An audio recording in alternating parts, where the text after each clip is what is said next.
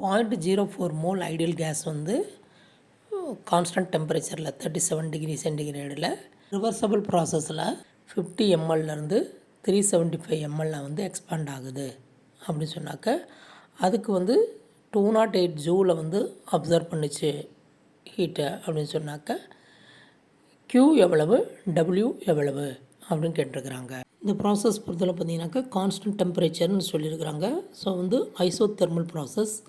Isothermal process பொறுத்தளவு பார்த்திங்கனாக்கா நமக்கு நல்லா தெரியும் Q -W. எவ்வளோ ஹீட் அப்சர்வ் ஆகிருக்கோ அது எல்லாமே ஒர்க்காக கன்வெர்ட் ஆகிருக்கும்.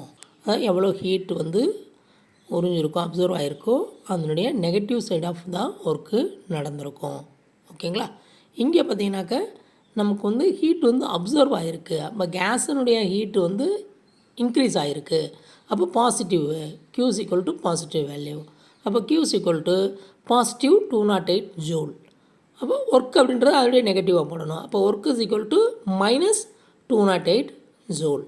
அப்போ எப்போயுமே எக்ஸ்பேண்ட் ஆச்சுன்னு சொன்னாக்க ஒர்க்கு வந்து நமக்கு கிடச்சிருக்கும். ஆகவே வந்து அது வந்து மைனஸ் நெகட்டிவ். ஓகேவா. அப்போ option 1 is the correct answer.